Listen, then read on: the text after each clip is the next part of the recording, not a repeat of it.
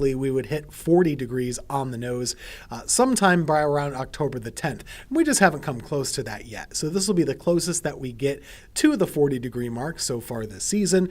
We'll see just how cool we end up with for tomorrow morning. But even this chill, it's temporary. It's not going to last all that long as we have another warm-up on the way for the weekend.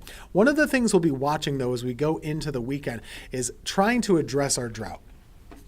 I wouldn't get your hopes up that we're going to get a lot of rain here, but there will be at least some potential for a little bit of rain coming up on Sunday. The drought status did get a little bit more widespread and a little bit worse around our region today. This is our weekly report. We get these numbers once a week on Thursdays, and they always include the rainfall up through the Tuesday of the week. So in this case, even with the rain from the nor'easter, eastern North Carolina didn't see a ton of improvement. In our area, we're still considered to be abnormally dry with some amount of moderate drought as well, especially in Orange County, Alamance County, and Chatham. Pretty amazing to say that considering where we were a little while ago. Back in the summertime, we had so much rainfall across the area with Tropical Storm Chantal. Well, that pendulum has just swung back in the other direction, hasn't it? So let's take a look at the weather setup. We have high pressure in control up to the north, and that's going to be what's kind of controlling things through the next day or two. As high pressure slides above us,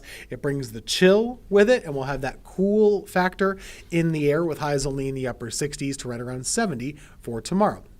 As far as the weekend goes, Saturday, that starts a warm-up. We'll see that warmer wind direction coming in out of the south on Saturday, and it'll boost us up into the upper 70s. Pretty nice day, to say the least. As far as Sunday goes, that's when I'm really watching this system that you see over here in the mid-south. Could be packing a bit of a punch over here. A little bit of concern that there's some severe weather going on in places like Arkansas, Missouri, and Tennessee. So the severe weather risk with this system, it's there. And this is for Saturday. They could be dealing with even a couple of tornadoes in that part of the country, along with some gusty winds and maybe some hail. So something for them to consider by Saturday. That risk shifts our way by Sunday. Now, it's hard to say how severe or how strong any storms would be in our area because a lot of computer models actually keep us pretty dry in our area. I'm showing you this one, which actually is the wettest of the group, just for timing purposes. Sunday morning, we're waking up to no problems. It's an easygoing morning and a beautiful start to the day. We'll stay that way through lunchtime. However, by the afternoon, that's when things could start to change a little bit. A round of showers or thunderstorms is possible, basically anywhere from 2 p.m. to 10 p.m. Now, could there be a strong thunderstorm involved in that? It's possible. I wouldn't rule that out. I think we might have a level 1 or even a level 2 risk of severe weather in our area. So something to keep an eye on, basically about 2 to 10 p.m. on Sunday, an isolated shower, a thunderstorm. Keep in mind, when we say the word isolated, that means kind of peppering the area, not widespread.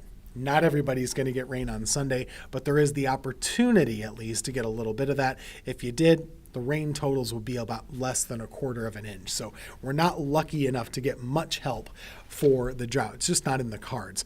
Here's your weekend forecast. Saturday's beautiful. Sunday's not that bad either, but it's the afternoon into the evening that we'll keep an eye on. The chance of a shower or a storm here or there can't be ruled out. Oh, isn't that a nice sight?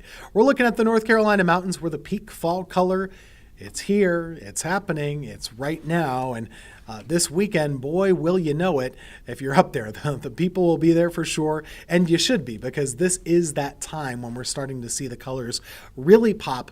The latest estimate from our folks at Explore Fall, they're expecting past peak already in some of the highest of elevations. Grandfather Mountain is past peak right now, but around the Boone area, you're seeing some peak color at the moment. It's really looking pretty nice, and this is a good time of year to get up there. So if you wanted to see the fall color in the mountains, I'd encourage you to get up there basically as soon as you can. Don't wait, don't delay, because every passing day the color will get just a little bit worse up in the mountains. Just kind of keep that in mind. Around here in the Piedmont, our fall color should be a little bit later, closer to Halloween. That's when we typically see it. 7-day forecast. It'll be a cooler day of weather for tomorrow. Remember the cold stuff in the morning. Low 40s for most of us. Upper 30s are possible in the rural areas. As far as Saturday goes, warm up Upper 70s, still dry. The one chance for any rain, that's coming up for Sunday afternoon and Sunday evening. That's your forecast. We're going to talk a lot more about fall color in the mountains with the fall color guy, the expert from App State. He'll be joining us on Weather Impact in just a couple minutes.